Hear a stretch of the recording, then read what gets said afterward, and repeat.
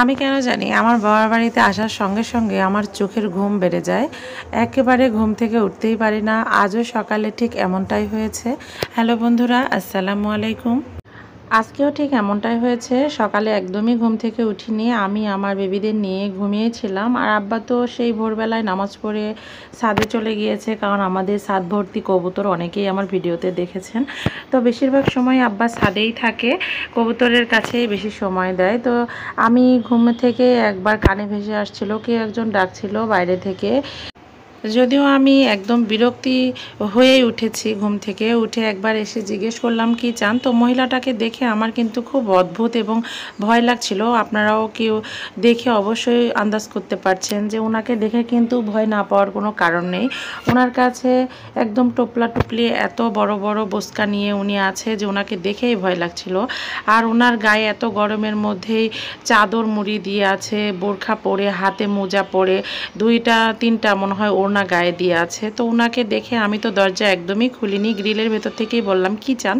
তো উনি বলল আমাকে 20টা টাকা দাও। তো আমি আমার ব্যাগ থেকে খুঁজে 10 টাকা খুচরা ছিল ওনাকে দিয়েছি।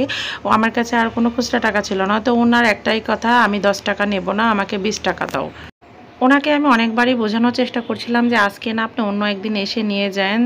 উনি কোনোভাবে আমার কথা শুনছিলেন না। উনি বারবার বলছিল তোমার আব্বাকে ডাকো, না হয় তোমার ভাইয়ের বউকে ডাকো, আমাকে 20 টাকা দিবে। বাধ্য হয়ে আমি আমার ভাইয়ের ওয়াইফকে ডাকলাম এবং ওকে বললাম 20টা টাকা দিতে। তো ও 20টা টাকা নিয়ে সেই যে ওনাকে দিচ্ছিল।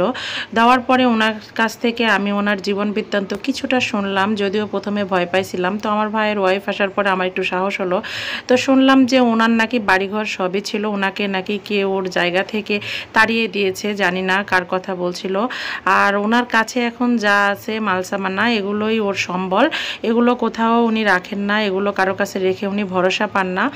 উনি সবসময় এগুলো নিয়েই চলাফেরা করেন। যা কিছু হাঁড়ি পাতিল বক্স যা আছে, কাপড় চোপড় সব ওনার কাছেই আছে। এগুলো নিয়েই উনি কতটা খুশি। আমাদের সঙ্গে কথা বলতে বলতে উনি হেসে দিচ্ছিলেন।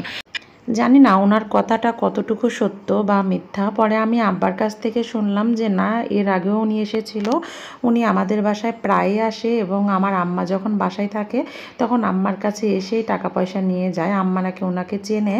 তো সত্যই ওনার জায়গা ছিল। ওনাকে নাকি কোনো এক দল বা বিএনপি না আওয়ামী লীগ জানি না, ওনাকে নাকি তাদের জায়গা ভিটামাটি থেকে উচ্ছেদ করে দিয়েছে। তো এখন যা আছে এগুলোই তার সম্বল। তো এগুলো দেখেই বোঝা যায় যে আমরা কতটা সুখী। আমাদের মাথার উপর ছাদ, ভালো খাবার দাবার, ভালো কাপড় চোপড় থাকা সত্ত্বেও আমরা কেন জানি সুখী হতে পারি না। আমরা এই মানুষগুলোর দিকেই তাকালেই বুঝতে পারবো যে আমরা কতটা সুখী। আল্লাহ তাআলা আমাদেরকে কত কিছু দিয়েছে। যাই হোক, আল্লাহ তাআলা যা দিয়েছে এতটুকুই সকলের সন্তুষ্ট অর্জন করা উচিত। তো আজকের মতো এই পর্যন্তই। পরবর্তীতে নতুন কোনো ভিডিও নিয়ে আবার আপনাদের সামনে হাজির হব।